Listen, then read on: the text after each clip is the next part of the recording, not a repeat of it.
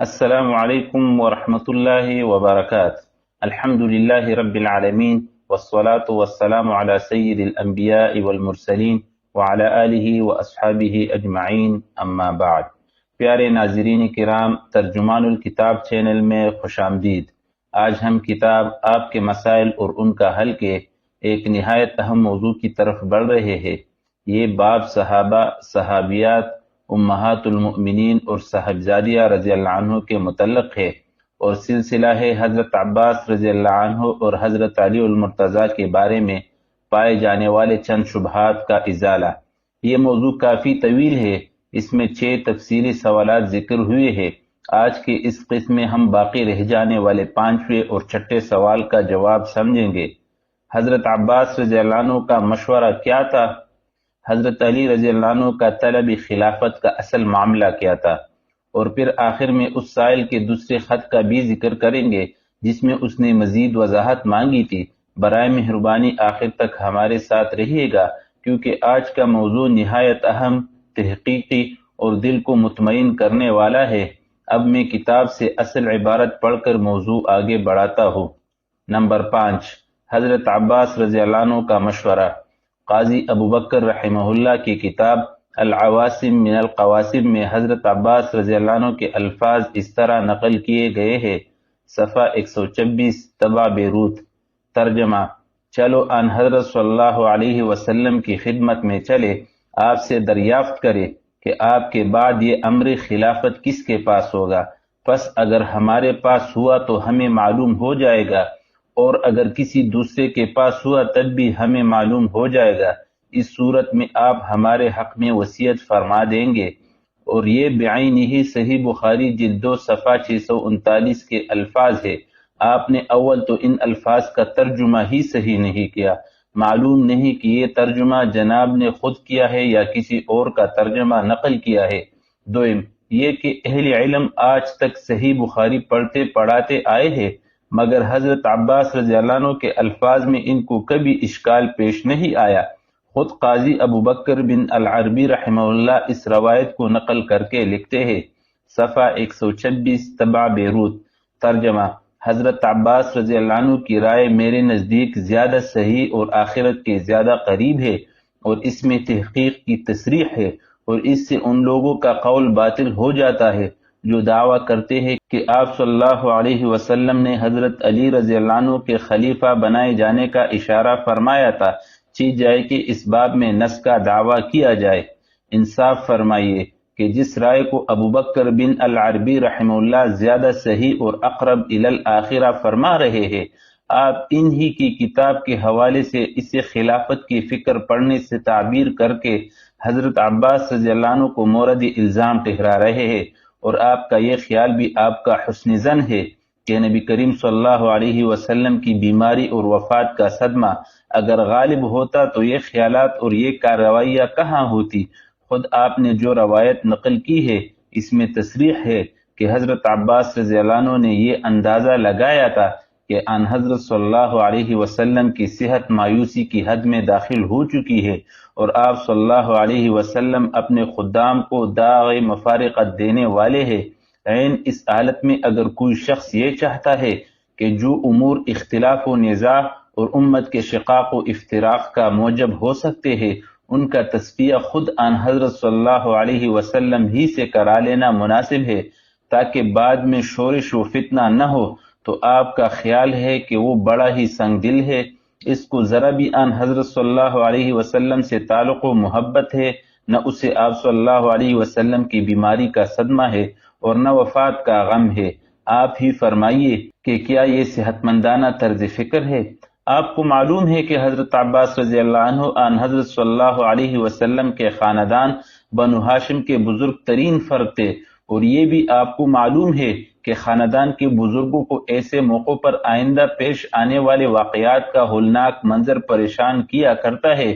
اگر کسی الجھن کا اندیشہ ہو تو وہ وفات پانے والے شخص کی زندگی ہی میں اس کا حل نکالنے کی تدبیر کیا کرتے ہیں۔ یہ روزمرہ کے وہ واقعات ہیں جن سے کم و بیش ہر شخص واقف ہے۔ ایسے موقعوں پر اس قسم کے سرد و گرم چشیدہ بزرگوں کی رہنمائی کو ان کے حسن تدبر اور دور اندیشی پر محمول کیا جاتا ہے، اور کسی معاشرے میں ان کی اس بزرگانہ مشورے کو سنگ دلی پر محمول نہیں کیا جاتا، اور نہ کسی ذہن میں یہ وسوسہ آتا ہے کہ ان بڑے بوڑھوں کو مرحوم سے کوئی تعلق نہیں، مرنے والا مر رہا ہے، ان کو ایسی باتوں کی فکر پڑی ہے۔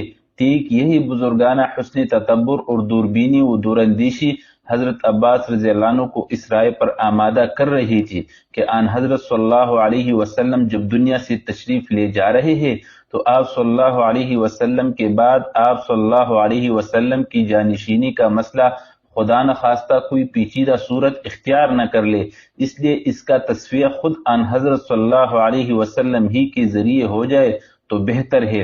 اور ان کا یہ اندیشہ محض ایک توہماتی مفروضہ نہیں تھا، بلکہ بعد میں یہ واقعہ بن کر سامنے آیا، اور یہ تو حق تعالی شانہ کی عنایت خاصہ تھی کہ یہ نزاع فوراً دب گیا، ورنہ خدا نخواستہ یہ تول پکڑ جاتا تو سوچئے کہ اس امت کا کیا بنتا۔ اب اگر عین مایوسی کی حالت میں حضرت عباس رضی اللہ عنہ نے اپنے فہم و فراست سے یہ مشورہ دیا کہ یہ قصہ خود آن حضرت صلی اللہ علیہ وسلم کی حیاتی طیبہ ہی میں طے ہو جانا چاہیے، تو فرمائیے کہ انہوں نے کیا برا کیا۔ اوپر میں نے جس عنایت خداوندی کا ذکر کیا ہے، غالباً اسی کی طرف آن حضرت صلی اللہ علیہ وسلم نے اپنے ارشادی گرامی یا اب اللہ والمؤمنون الا ابا بکر میں اشارہ فرمایا تھا۔ چنانچہ صحیح مسلم جلد 2 صفحہ 273 ترجمہ حضرت عائشہ صدیقہ رضی اللہ عنہا فرماتی ہے کہ آن حضرت صلی اللہ علیہ وسلم نے اپنے مرض الوفات میں مجھ سے فرمایا کہ میرے پاس اپنے باپ ابو بکر کو اور اپنے بھائی کو بلاؤ تاکہ میں ایک تحریر لکھ دوں، کیونکہ مجھے اندیشہ ہے کہ کوئی تمنا کرنے والا تمنا کرے اور کوئی کہنے والا کہے کہ میں سب سے بڑھ کر خلافت کا مستحق ہوں، دوسرا نہیں، حالانکہ اللہ تعالیٰ اور اہل ایمان ابو بکر کے سوا کسی اور کا انکار کرتے ہیں۔ صحیح بخاری کی ایک روایت میں ہے، صحیح بخاری جلد 2 صفحہ 1072 ترجمہ میرا ارادہ ہوا تھا کہ میں ابو بکر اور ان کے صاحبزادے کو بلا بھیجوں اور تحریر لکھوا دوں، کیونکہ مجھے اندیشہ ہے کہ کہنے والے کہیں گے اور تمنا کرنے والے تمنا کریں گے، لیکن پھر میں نے کہا اللہ تعالیٰ ابو بکر کے سوا کسی دوسرے کا انکار کریں گے اور مسلمان مدافعت کریں گے، یا یہ فرمایا کہ اللہ تعالیٰ مدافعت فرمائیں گے اور اہل اسلام انکار کر دیں گے۔ اس حدیث سے یہ بھی معلوم ہوا کہ جس نزاع و اختلاف کا اندیشہ حضرت عباس رضی اللہ عنہ کو لاحق تھا اور جس کا وہ تصفیہ کرا لینا چاہتے تھے، اس اندیشے سے آن حضرت صلی اللہ علیہ وسلم کا ذہن مبارک بھی خالی نہیں تھا، اور آپ صلی اللہ علیہ وسلم خود بھی چاہتے تھے کہ اس کا تحریری تصفیہ کر ہی دیا جائے، لیکن پھر آپ نے حق تعالی شانہ کی رحمت و عنایت اور اہل اسلام کے فہم و بصیرت پر اعتماد کرتے ہوئے اس معاملے کو خدا تعالیٰ کے سپرد فرما دیا کہ انشاءاللہ اس کے لیے ابو بکر رضی اللہ عنہ ہی کا انتخاب ہوگا، اور اختلاف و نزاع کی کوئی ناگفتہ صورت انشاءاللہ پیش نہیں آئے گی۔ الغرض حضرت عباس رضی اللہ عنہ کا یہ بزرگانہ مشورہ نہایت صائب اور مخلصانہ تھا، اور اس میں کوئی ایسی بات نظر نہیں آتی جس کی صفائی یا معذرت کی ضرورت لاحق ہو۔ رہا حضرت عباس رضی اللہ عنہ کا یہ ارشاد کہ اگر خلافت ہمارے سوا کسی اور صاحب کو ملے گی تو آن حضرت صلی اللہ علیہ وسلم اپنے بعد ہونے والے خلیفہ کو ہمارے بارے میں وصیت فرما دیں گے، یہ بھی محض اپنے مفادات کا تحفظ نہیں جیسا کہ سوال میں کہا گیا ہے، بلکہ یہ ایک دقیق حکمت پر مبنی ہے، وہ یہ کہ آن حضرت صلی اللہ علیہ وسلم کے متعلقین کی عزت و توقیر در حقیقت آن حضرت صلی اللہ علیہ وسلم ہی کی محبت و عظمت اور عزت و توقیر کا ایک شعبہ ہے۔ یہی وجہ ہے کہ آن حضرت صلی اللہ علیہ وسلم نے اپنے تمام خدام اور متعلقین کے بارے میں مختلف عنوانات سے تاکیدیں اور وصیتیں فرمائی ہے، کہیں عام صحابہ کرام رضی اللہ عنہ کے بارے میں، کہیں حضرات خلفائے راشدین رضی اللہ عنہم کے بارے میں، کہیں حضرات انصار رضی اللہ عنہ کے بارے میں، کہیں حضرات امہات المؤمنین رضوان اللہ علیہم اجمعین کے بارے میں، اور کہیں حضرت علی رضی اللہ عنہ اور حضرات حسنین رضی اللہ عنہم کے بارے میں، جیسا کہ حدیث کے طالب علم ان امور سے بخوبی واقف ہے۔ حضرت عباس رضی اللہ عنہ کے مشورہ وصیت کا منشا یہ ہے کہ ان حضرت صلی اللہ علیہ وسلم کے بعد خلافت آپ صلی اللہ علیہ وسلم کے اعزا و اقارب کو نہ ملے تو آپ صلی اللہ علیہ وسلم ان کی عظمت و توقیر کے بارے میں خصوصی وصیت فرما جائے تاکہ خلافت بلا فصل سے ان کی محرومی کو ان کے نقص اور نااہلیت پر محمول نہ کیا جائے اور لوگ ان پر طعن و تشنیع کر کے آن حضرت صلی اللہ علیہ وسلم سے جفا و بمروتی کے مرتکب نہ ہو۔ پس حضرت عباس رضی اللہ عنہ کو فکر اپنے مفادات کی نہیں بلکہ ان لوگوں کے دین و ایمان کی ہے جو اپنی خام عقلی سے ان کی خلافت سے محرومی کو ان پر لب کشائی کا بہانہ بنا لے، اور اگر یہی فرض کر لیا جائے کہ وہ خلافت سے محرومی کی صورت میں اپنے خاندان کے مفاد کے تحفظ کے بارے میں آن حضرت صلی اللہ علیہ وسلم سے وصیت کرانا چاہتے تھے، تب بھی سوچنا چاہیے کہ آخر وہ کس کا خاندان ہے؟ کیا خانوادہ نبوت کے بارے میں آن حضرت صلی اللہ علیہ وسلم سے کوئی کلمہ خیر کہلانا جرم ہے؟ حضرت عباس رضی اللہ عنہ اپنی ذاتی مفاد کا تحفظ نہیں کر رہے، حالانکہ عقلاً و شرعاً یہ بھی قابل اعتراض نہیں، وہ تو آن حضرت صلی اللہ علیہ وسلم سے آپ صلی اللہ علیہ وسلم ہی کے خاندان کے بارے میں کلمہ خیر کہلانا چاہتے ہیں۔ کیا آن حضرت صلی اللہ علیہ وسلم کا خاندان ایک مسلمان کی نظر میں اس لائق بھی نہیں کہ آن حضرت صلی اللہ علیہ وسلم اس کے بارے میں کوئی کلمہ خیر امت کو ارشاد فرمائے، اور جو شخص ایسا خیال بھی دل میں لائے تو اسے طعن و تشنیع کا نشانہ بنا لیا جائے؟ انا للہ و انا الیہ راجعون۔ کیا اسی مرض الوفات میں آن حضرت صلی اللہ علیہ وسلم نے تکلیف کی شدت کے باوجود حضرت ابوبکر رضی اللہ عنہ کے بارے میں وصیتیں نہیں فرمائی؟ کیا حضرات انصار رضی اللہ عنہ کے بارے میں وصیت نہیں فرمائی؟ کیا غلاموں اور خادموں کے بارے میں وصیت نہیں فرمائی؟ کیا اہل ذمہ کے بارے میں وصیت نہیں فرمائی؟ اگر کسی نیک نفس کے دل میں خیال آتا ہے کہ آپ صلی اللہ علیہ وسلم خاندانی نبوت کے بارے میں بھی کوئی وصیت فرما دے تو اس کو خود غرضی پر محمول کرنا کیا صحیح طرز فکر ہے؟ غالباً اسی مرض الوفات میں آن حضرت صلی اللہ علیہ وسلم امہات المؤمنین رضوان اللہ علیہم اجمعین سے فرماتے تھے۔ ترمذی جلد 2 صفحہ 216، مناقب عبد الرحمن بن عوف مستدرک حاکم جلد 3 صفحہ 312، موارد الظمآن صفحہ 547، حدیث 2216، مشکات صفحہ 567۔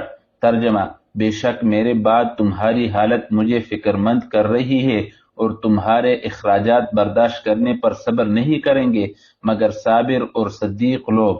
الغرض زندگی سے مایوسی کی حالت میں مرنے والے کے متعلقین کے بارے میں فکر مندی ایک طبعی امر ہے۔ خود آن حضرت صلی اللہ علیہ وسلم توکل علی اللہ اور تعلق مع اللہ کے سب سے بلند ترین مقام پر فائز ہونے کے باوجود اپنے بعد اپنے متعلقین کے بارے میں فکر مند ہوئے۔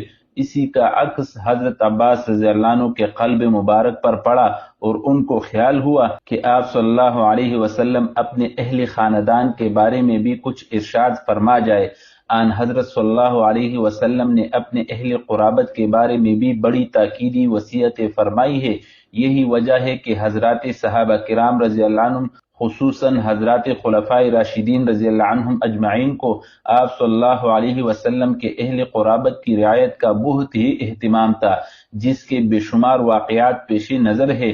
یہاں حضرت ابوبکر صدیق رضی اللہ عنہ کا ایک فقرہ نقل کرتا ہو جسے العواسم صفحہ 48 کے حاشیے میں شیخ محب الدین الخطیب رحمہ اللہ نے صحیح بخاری کے حوالے سے نقل کیا ہے۔ صحیح بخاری جلد 1 صفحہ 526، باب مناقب قرابت رسول اللہ صلی اللہ علیہ وسلم۔ ترجمہ: اس ذات کی قسم جس کے قبضے میں میری جان ہے، البتہ آن حضرت صلی اللہ علیہ وسلم کے اہل قرابت کے ساتھ حسن سلوک کرنا مجھے اپنے اہل قرابت کے ساتھ حسن سلوک سے زیادہ محبوب ہے۔ بلا شبہ ایک مومن مخلص کا یہی ایمانی جذبہ ہونا چاہیے، کیونکہ یہ آن حضرت صلی اللہ علیہ وسلم سے تعلق و محبت کی نمایاں علامت ہے۔ آن حضرت صلی اللہ علیہ وسلم کا ارشادی گرامی ہے۔ ترمذی جلد 2 صفحہ 220، حاکم جلد 3 صفحہ 150، فی الجامع الصغیر بصحہ جلد 1 صفحہ 11۔ ترجمہ: اللہ تعالیٰ سے محبت رکھو کیونکہ اپنی نعمتوں کے ساتھ تمہیں پالتا ہے، اور مجھ سے محبت رکھو اللہ تعالیٰ کی محبت کی وجہ سے، اور میرے اہل بیت سے محبت رکھو میری محبت کی وجہ سے۔ نمبر 6، حضرت علی رضی اللہ عنہ اور طلب خلافت۔ حضرت عباس رضی اللہ عنہ کے اس مشورے پر کہ چلو آن حضرت صلی اللہ علیہ وسلم سے استصواب کرا لے کہ خلافت ہمارے پاس ہوگی یا کسی اور صاحب کے پاس، حضرت علی کرم اللہ وجہہ نے فرمایا، العواسم صفحہ 126، طبع بیروت، صحیح بخاری جلد 2 صفحہ 639۔ ترجمہ: بخدا اگر ہم نے رسول اللہ صلی اللہ علیہ وسلم سے اس بارے میں سوال کیا اور آپ صلی اللہ علیہ وسلم نے ہم کو نہ دی تو لوگ ہمیں آپ صلی اللہ علیہ وسلم کے بعد نہیں دیں گے، اور بخدا میں تو رسول اللہ صلی اللہ علیہ وسلم سے اس کے بارے میں سوال نہ کروں گا۔ جس شخص کے ذہن میں حضرت علی کرم اللہ وجہہ کی طرف سے میل نہ ہو وہ تو اس فقرے کا مطلب یہی سمجھے گا کہ ان کا مقصود حضرت عباس رضی اللہ عنہ کے مشورے کو قبول نہ کرنا تھا، اور اس پر انہوں نے ایک ایسی دلیل بیان کی کہ حضرت عباس رضی اللہ عنہ کو اس پر خاموش ہونا پڑا، یعنی جب خود آپ بھی تسلیم کرتے ہیں کہ جس طرح یہ احتمال ہے کہ آن حضرت صلی اللہ علیہ وسلم خلافت ہمیں دے جائے، اسی طرح یہ بھی احتمال ہے کہ کسی اور صاحب کا نام تجویز فرما دے۔ اب اگر یہ معاملہ ابہام میں رہے تو اس کی گنجائش ہے کہ مسلمان خلافت کے لیے ہمیں منتخب کر لے، لیکن اگر سوال کرنے پر آن حضرت صلی اللہ علیہ وسلم نے منع فرما دیا تو ہمارے انتخاب کی کوئی گنجائش ہی باقی نہیں رہے گی۔ اب فرمائی کہ یہ ابہام کی صورت آپ کے خیال میں ہمارے لیے بہتر ہے یا تعین کی صورت؟ ظاہر ہے کہ اس تقریر پر دور دور بھی کہیں اس الزام کا شائبہ نظر نہیں آتا جو آپ نے یہ کہہ کر حضرت علی رضی اللہ عنہ پر عائد کرنا چاہا ہے کہ ان کا ارادہ یہی ظاہر ہوتا ہے کہ خواہ رسول اللہ صلی اللہ علیہ وسلم انکار ہی کیوں نہ کر دے انہیں اپنی خلافت درکار ہے، اور یہ بھی کہ انہیں احتمال یہی ہے کہ آن حضرت صلی اللہ علیہ وسلم منع فرما دیں گے، اس لیے انہوں نے کہا میں سوال نہ کروں گا اور بعد میں رسول اللہ صلی اللہ علیہ وسلم کے بعد اس خلافت کو حاصل کروں گا۔ اس الزام کی تردید کے لیے حضرت علی رضی اللہ عنہ کا طرز عمل ہی کافی ہے۔ اگر ان کا ارادہ یہی ہوتا کہ انہیں آن حضرت صلی اللہ علیہ وسلم کی ممانعت کے علی الرغم نعوذ باللہ اپنی خلافت قائم کرنی ہے تو وہ ضرور ایسا کرتے، لیکن واقعات شاہد ہے کہ خلفائے ثلاثہ کے دور میں انہوں نے ایک دن بھی خلافت کا دعویٰ نہیں کیا۔ حضرت علی رضی اللہ عنہ جانتے تھے کہ خلافت نبوت کا مدار محض نسبتی قرابت پر نہیں بلکہ فضل و کمال اور سوابق اسلامیہ پر ہے، اور وہ یہ بھی جانتے تھے کہ ان امور میں حضرت صدیق اکبر رضی اللہ عنہ سب سے فائق ہے اور ان کی موجودگی میں کوئی دوسرا شخص خلافت کا مستحق نہیں۔ صحیح بخاری میں ان کے صاحبزادہ حضرت محمد بن الحنفیہ سے مروی ہے، صحیح بخاری جلد 1 صفحہ 518۔ ترجمہ: میں نے اپنے والد ماجد حضرت علی رضی اللہ عنہ سے عرض کیا کہ آن حضرت صلی اللہ علیہ وسلم کے بعد سب سے افضل و بہتر آدمی کون ہے؟ فرمایا ابو بکر رضی اللہ عنہ۔ میں نے عرض کیا ان کے بعد؟ فرمایا عمر رضی اللہ عنہ۔ مجھے اندیشہ ہوا کہ اب پوچھوں گا تو حضرت عثمان رضی اللہ عنہ کا نام لیں گے، اس لیے میں نے سوال بدل کر کہا کہ ان کے بعد آپ کا مرتبہ ہے۔ فرمایا میں تو مسلمانوں کی جماعت کا ایک فرد ہوں۔ وہ اپنے دور خلافت میں برسر منبر یہ اعلان فرماتے تھے۔ مسند احمد جلد 1 صفحہ 106۔ ترجمہ: آن حضرت صلی اللہ علیہ وسلم کے بعد اس امت میں سب سے افضل ابو بکر ہے اور ابو بکر کے بعد عمر رضی اللہ عنہما، اور اگر میں چاہوں تو تیسرے مرتبے کا آدمی بھی بتا سکتا ہوں۔ اس سلسلے کی تمام روایات حضرت شاہ ولی اللہ محدث دہلوی رحمۃ اللہ علیہ نے ازالۃ الخفا جلد 1 صفحہ 66 میں جمع کر دی ہے، وہاں ملاحظہ کر لی جائے۔ حضرت علی رضی اللہ عنہ یہ بھی جانتے تھے کہ ان حضرت صلی اللہ علیہ وسلم نے آخری ایام میں ابو بکر رضی اللہ عنہ کو جو امامت صغریٰ تفویض فرمائی ہے یہ در حقیقت امامت کبریٰ کے لیے ان کا استخلاف ہے۔ ازالۃ الخفا جلد 1 صفحہ 68۔ ترجمہ: حافظ ابو عمر و ابن عبد البر الاستیعاب میں حضرت حسن بصری رحمۃ اللہ علیہ سے اور وہ قیس بن عباد رضی اللہ عنہ سے روایت کرتے ہیں کہ حضرت علی رضی اللہ عنہ نے مجھ سے فرمایا کہ رسول اللہ صلی اللہ علیہ وسلم کئی دن رات بیمار رہے، نماز کی اذان ہوتی تو آپ صلی اللہ علیہ وسلم فرماتے ابو بکر کو کہو کہ نماز پڑھائے۔ پس جب رسول اللہ صلی اللہ علیہ وسلم کا وصال ہوا تو میں نے دیکھا کہ نماز اسلام کا سب سے بڑا شعار اور دین کا مدار ہے، پس ہم نے اپنی دنیا کے نظم و نسق کے لیے اس شخص کو پسند کر لیا جس کو رسول اللہ صلی اللہ علیہ وسلم نے ہمارے دین کے لیے پسند فرمایا تھا، اس لیے ہم نے ابوبکر رضی اللہ عنہ سے بیعت کی۔ اس لیے حضرت علی کرم اللہ وجہ کو آن حضرت صلی اللہ علیہ وسلم سے یہ پوچھنے کی ضرورت نہیں تھی کہ آپ کے بعد خلیفہ کون ہوگا۔ اسی کے ساتھ حضرت علی رضی اللہ عنہ میں بھی خلافت نبوت کی صلاحیت و اہلیت بدرجہ اتم موجود تھی، اور آن حضرت صلی اللہ علیہ وسلم کے متعدد ارشادات سے انہیں یہ بھی معلوم تھا کہ اس خلافت نبوت میں بھی ان کا حصہ ہے، اور یہ کہ خلافت اپنے وقت موعود پر ان کو ضرور پہنچے گی۔ ان ارشادات نبویہ کی تفصیل و تشریح کا یہ موقع نہیں، یہاں صرف ایک حدیث نقل کرتا ہوں۔ مسند احمد جلد 3 صفحہ 82، مجمع الزوائد جلد 9 صفحہ 133۔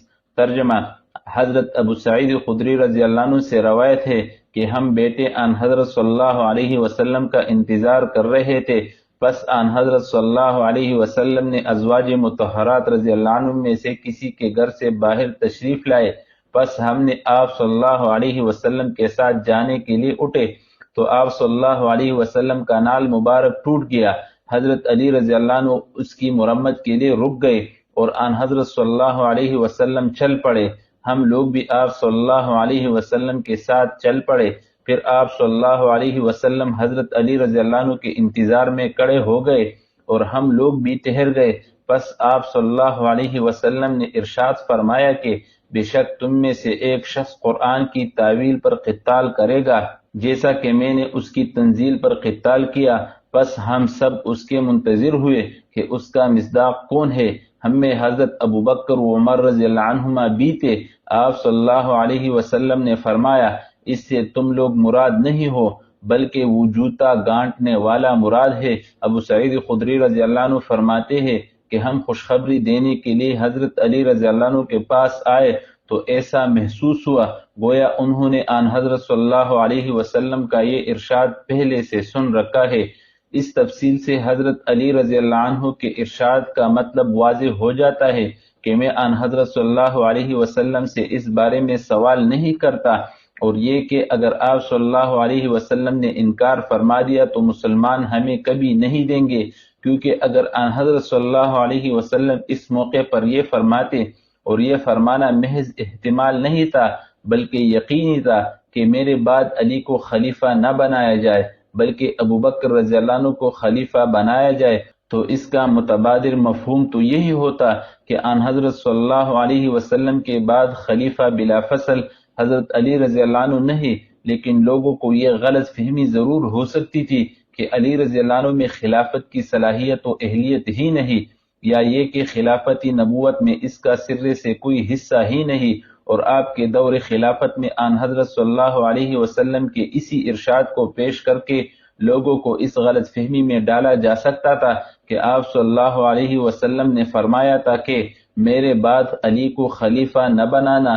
یہ تھا غلط فہمی کا وہ اندیشہ جس کی بنا پر حضرت علی رضی اللہ عنہ نے فرمایا کہ اگر اس موقع پر آن حضرت صلی اللہ علیہ وسلم نے ہمیں روک دیا تو اندیشہ ہے کہ مسلمان اس کو ایک دائمی دستاویز بنا لیں گے اور ہمیں خلافت کے لیے نااہل تصور کر لیا جائے گا۔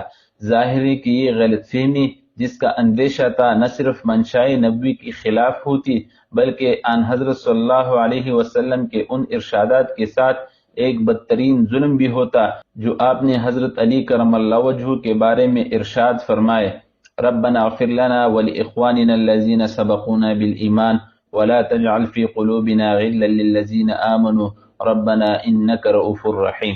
سائل کا دوسرا خط۔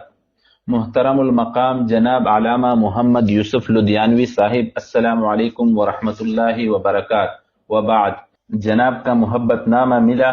یہ ایک حقیقت ہے کہ تحریر میں بہت وقت صرف ہوتا ہے، پھر آپ جیسے مصروف آدمی کے لیے اور بھی مشکل ہے، لیکن جیسا کہ جناب نے تحریر فرمایا ہے کہ رفع التباس کو الگ سے شائع کرانے کا ارادہ ہے، اس لیے کچھ وضاحت طلب باتیں تحریر کرنے کی جرت کر رہا ہوں، کیونکہ یہ باتیں ہمارے اعلیٰ درجے کی کتابوں میں درج ہے۔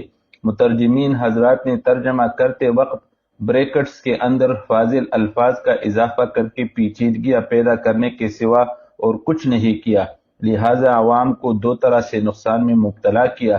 ایک تو لوگ شک میں مبتلا ہوتے ہیں اور اس شک کا فائدہ امامیہ حضرات اٹھاتے ہیں کہ اہل سنت کے مذہب پر طعن کرتے ہیں اور اپنے باطل عقائد کی اشاعت شروع کر دیتے ہیں۔ ایک عام سنی مسلمان جس کا مذہب سنی سنائی باتوں اور کچھ معاشرتی رسموں پر جو اسے ورثے میں ملتی ہے مبنی ہوتا ہے، اگر امامیہ نبی بنے تو ان سے متاثر ہو جاتا ہے اور خود اپنے اکابر سے بدگمان۔ اور تمام باتیں میں انشاءاللہ ملاقات پر ہی عرض کروں گا، لیکن فی الحال چند وہ باتیں تحریر کرتا ہوں کہ اگر ان کی صفائی ہو جائے تو جناب کی یہ تحریر ایک مقدس تحقیق کا مرتبہ پائے گی انشاءاللہ۔ جناب نے تحریر فرمایا ہے کہ بہرحال حضرت ابوبکر رضی اللہ عنہ کے متنبہ کر دینے کے بعد انہوں نے اس حدیث میں نہ کوئی جرح اور قدح فرمائی نہ منازعت کی، بلکہ اپنے موقف سے دستبردار ہو گئے، اور یہ ان مومنین قانتین کی شان ہے جن میں نفسانیت کا کوئی شائبہ نہیں ہوتا۔ اس تحریر کو دیکھنے کے بعد اگر یہ تسلیم کیا جائے گا کہ حضرت علی رضی اللہ عنہ نے حضرت ابوبکر رضی اللہ عنہ کا فیصلہ خلوصی نیت سے تسلیم کیا اور اپنے موقف سے دستبردار ہو گئے تو پھر شکوہ و شکایت کا کیا معنی؟ جناب نے اس بیان کے بعد باب فرض الخمس کی جس حدیث کا حوالہ دیا ہے اسے ثم جئتمانی سے آگے ٹکڑا نقل فرمائے ہے۔ خود اس حدیث میں اس سے پہلے بیان ہے خود حضرت عمر رضی اللہ عنہ کا کہ ان کو اس فیصلے پر شکایت تھی۔ حضرت عمر رضی اللہ عنہ مخاطب کر کے کہہ رہے ہیں اور تم اس وقت سے اس مسئلے میں شکوہ کرتے تھے، لیکن حقیقت میں بات شکوہ و شکایت تک ہی محدود نہ تھی۔ اسی بخاری کی یحییٰ بن بکیر والی روایت کو دیکھے تو معلوم ہوتا ہے کہ حضرت فاطمہ رضی اللہ عنہا اس مسئلے میں حضرت ابوبکر رضی اللہ عنہ سے ناراض ہو گئی، بلکہ اپنی وفات تک ان سے بات نہیں کی۔ فتح الباری لابن حجر رحمۃ اللہ علیہ الجزء التاسع میں تحریر ہے کہ ان کو بھیجا گیا تھا، یعنی بھیجنے والے حضرت علی رضی اللہ عنہ تھے۔ غور فرمائیے، اس شخص سے ناراض جس نے اپنا ذاتی مال سارا رسول اللہ صلی اللہ علیہ وسلم پر تصدق کر دیا تھا، کیا معنی رکھتی ہے؟ ابن حجر رحمۃ اللہ علیہ نے جلد نمبر 7 کے حاشیے میں جو بحث کی ہے وہ تحریر فرماتے ہیں کہ یہ جدائی نتیجہ تھی غصے کی وراثت کے نہ ملنے پر۔ اس مضمون کو میں نے تیسیر الباری میں بھی دیکھا ہے۔ علامہ وحید الزمان نے صفحہ 281-280 پر تحریر فرمایا ہے، فاطمہ رضی اللہ عنہ کی ناراضگی بمقتضائے صاحبزادگی تھی، اس کا کوئی علاج نہ تھا۔ یہ عبارت میں نہیں سمجھا کہ جناب کیا کہنا چاہتے ہیں۔ اس کے آگے انہوں نے طویل کلام کیا جو کہ غیر متعلق اور بے معنی ہے، چونکہ ابوبکر رضی اللہ عنہ نے فیصلہ رسول اللہ صلی اللہ علیہ وسلم کے حکم کے مطابق کیا، یہ فیصلہ ان کا اپنا نہیں، اللہ کے رسول صلی اللہ علیہ وسلم کا فیصلہ تھا۔ پھر ابوبکر رضی اللہ عنہ سے ناراضگی کیا معنی؟ بات یہی پر ختم نہیں ہوتی۔ اسی حدیث میں آگے دیکھیے، حضرت فاطمہ رضی اللہ عنہا کی حیات میں حضرت علی رضی اللہ عنہ کو لوگوں میں وجاہت حاصل تھی۔ جب حضرت فاطمہ رضی اللہ عنہا کا انتقال ہو گیا، حضرت علی رضی اللہ عنہ نے لوگوں کا رخ پھرا ہوا پایا تو حضرت ابوبکر رضی اللہ عنہ سے صلح اور بیعت کی درخواست کی، گویا یہ صلح اور بیعت بحالت مجبوری قبول فرمائے، اور جو مقام حضرت علی رضی اللہ عنہ کو صحابہ رضی اللہ عنہ کے درمیان حاصل تھا وہ جناب کی ذاتی وجاہت و لیاقت کی وجہ سے نہ تھا، بلکہ صحابہ حضرت فاطمہ رضی اللہ عنہ کا لحاظ کرتے ہوئے ان کو اہمیت دیتے تھے۔ ان کی وفات پر حضرت علی رضی اللہ عنہ نے وہ مقام کھو دیا۔ جب تک لوگوں نے نگاہیں نہ پھیری وہ نہ تو صلح پر آمادہ ہوئے اور نہ بیعت پہ۔ انا للہ و انا الیہ راجعون۔ پھر راضی بھی ہوئے تو شرائط لگاتے ہیں کہ تنہا آئیے۔ آخر عمر رضی اللہ عنہ کیا کوئی مقام نہیں رکھتے تھے؟ کیا عمر رضی اللہ عنہ کوئی کم حیثیت کے آدمی تھے؟ ابوبکر رضی اللہ عنہ کی افضلیت تسلیم، کیا عمر رضی اللہ عنہ کی خدمات، ان کا ایمان، ان کا اسلام کوئی اور مثال آپ پیش کر سکتے ہیں؟ جو کچھ اسلام کے لیے عمر رضی اللہ عنہ نے کیا، کیا آپ ایک دوسرا نام لے سکتے ہیں؟ خود اسی حدیث میں حضرت علی رضی اللہ عنہ اس بات کا اقرار فرما رہے ہیں کہ قرابت کی وجہ سے وہ خلافت کو اپنا حق سمجھتے رہے ہیں۔ کیا اس مقصد کے حصول کے لیے جنگ صفین برپا نہیں کی گئی؟ عراقی اور اجمی جو کہ شیعانی علی کہلائے، شامیوں اور عربوں سے کس لیے دست و گریباں کیے گئے؟ وہ بھی ایسے وقت میں جبکہ حضرت امیر معاویہ رضی اللہ عنہ کو رومیوں سے جنگ درپیش تھی۔ کیا حضرت علی رضی اللہ عنہ کے یہ اجمی اور عراقی شیعان وہی لوگ نہیں تھے جو قتل عثمان رضی اللہ عنہ کے ہیرو ہونے پر ناز کرتے تھے؟ انہی لوگوں نے حضرت علی رضی اللہ عنہ کو خلافت دلوائی اور مجبور کیا کہ مسلمانوں کی صفوں کو درہم برہم کرے۔ مسلمانوں میں انتشار پیدا کرنے کا پہلا کامیاب کارنامہ یہی انجام دیا گیا۔ آخر چنگیز خان، نپولین اور اس قبیل کے اور لوگوں کے حالات بھی تو ہے۔ حالانکہ یہ لوگ کافر تھے، پھر بھی ایسے غافل اور بے بس نہ تھے کہ کسی اہم شخصیت کے قتل کے سلسلے میں یہ نہ معلوم کر سکے کہ قاتل کون ہے۔ خود جن سپاہیوں کے ساتھ میدان کارزار میں مصروف ہو ان کے متعلق ہی نہ جانتے ہو کہ کس قماش کے لوگ ہیں۔ انگریزوں اور فرانسیسیوں کی صدیوں پرانی دشمنی کسی سے پوشیدہ نہیں۔ لائف آف نپولین کا مصنف ایک انگریز ہے جس نے اعتراف کیا ہے کہ اسے اپنے ایک ایک سپاہی کا نام یاد رہتا تھا، اور صرف ایک نپولین ہی نہیں، بے شمار مشاہیر ایسے گزرے ہیں، اور آپ بھی بخوبی علم رکھتے ہیں کہ اپنی سلطنت کے گوشے گوشے کے حالات سے کیسے باخبر رہتے تھے۔ وقتی ذہول اور اجتہادی غلطی آخر کہاں اور کب تک ساتھ دے گی؟ جس شخص کے تدبر کا یہ عالم ہو کہ اپنے حقیقی بائی تک کو اپنا موافق نہ بنا سکے، اور حضرت عقیل رضی اللہ عنہ ان سے ناراض ہو کر معاویہ رضی اللہ عنہ کے پاس گئے تو کیا ہوا؟ اور یہ سلسلہ کب صفین کے بعد ختم ہو گیا تھا؟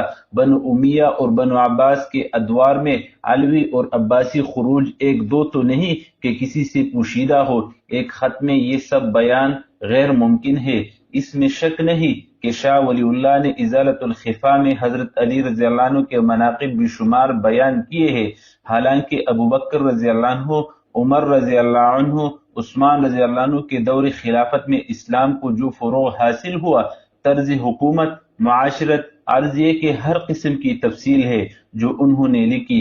اس کے علاوہ اور لکھ بھی کیا سکتے تھے؟ پھر شاہ ولی اللہ رحمۃ اللہ علیہ کا ماخذ زیادہ تر ریاض النظرۃ المحب الطبری ہی رہا۔ نہایت کثرت سے موضوع اور ضعیف روایتیں مذکور ہے، اور جہاں تک میرا حافظہ کام کرتا ہے، ان صاحب نے اور تاریخی اسلام کے مؤلف نجیب خیر آبادی نے بھی حضرت علی رضی اللہ عنہ کی خلافت کو تسلیم نہیں کیا، بلکہ تینوں کی خلافت کے حالات تحریر کرنے کے بعد باب اس عنوان سے قائم کیا ہے: حضرت علی رضی اللہ عنہ بحیثیت گورنر کوفہ۔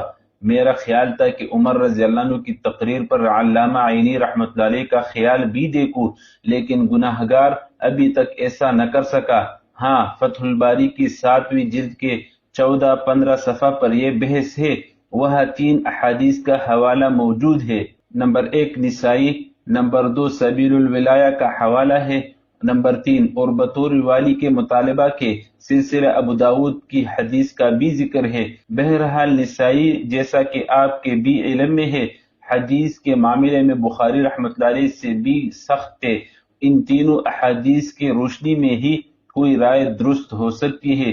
اس سلسلے میں ایک بات یہ واضح فرما دے کہ کیا بات مانیتی کہ حضرت علی رضی اللہ عنہ نے کسب معاش کے طرف کوئی توجہ نہ دی، حالانکہ رسول اللہ صلی اللہ علیہ وسلم اس طرف امت کو راغب فرماتے تھے۔ جب مطالبہ نکاح کا فرمایا تو کچھ نہ تھا کہ زرہ بیچ دی گئی۔ آگے فاطمہ رضی اللہ عنہ کو ہی نہیں، رسول خدا صلی اللہ علیہ وسلم کو بھی اذیت دیتے ہیں کہ آپ صلی اللہ علیہ وسلم کے دشمن کی بیٹی سے نکاح فرمانے کا ارادہ کرتے ہیں۔ نکاح تو خیر 4 تک ہو سکتے ہیں، لیکن ایسا شخص جو ایک بیوی کی کفالت اور خود اپنی کفالت نہ کر سکے، کیا اسے بھی اجازت ہے کہ نکاح پر نکاح کرتا چلا جائے؟ کتب احادیث میں وقتی طور پر صرف 2 کام کرتے نظر آتے ہیں: یہودی کے باغ میں پانی دینا یا پھر ایک مرتبہ گھاس کاٹنا۔ والسلام محمد ظہور الاسلام۔ الجواب: بسم اللہ الرحمن الرحیم، الحمد للہ وکفا وسلام علی عبادہ الذین اصطفیٰ۔ مقدم و مکرم زیدت عنایتہم، السلام علیکم ورحمۃ اللہ وبرکاتہ۔ محترم ناظرین کرام، یہ جواب اگلی ویڈیو میں انشاءاللہ ہم جاری رکھیں گے۔ اللہم ارزقنا فحم الصحابۃ وحبہم واجعل قلوبنا علی محبتہم وسبیلہم واحفظ امت محمد صلی اللہ علیہ وسلم من الفتن ما ظہر منها وما بطن۔ آمین یا رب العالمین۔ آج کی ویڈیو ختم کرنے سے پہلے میرا آپ سے ایک سوال ہے، آپ کی نظر میں صحابہ کرام رضی اللہ عنہم کے اختلافات کو بیان کرتے وقت سب سے بڑی احتیاط کیا ہونی چاہیے؟ اپنی رائے کمنٹس میں ضرور دیجیے۔ اگر ویڈیو پسند آئے تو اسے لائک، شیئر اور کمنٹ کرے، اور ترجمان الکتاب کو سبسکرائب کرنا ہرگز نہ بھولے تاکہ سائل کے دوسرے سوال کا جواب آپ تک سب سے پہلے پہنچے۔ جزاکم اللہ خیرہ، والسلام علیکم ورحمۃ اللہ وبرکاتہ۔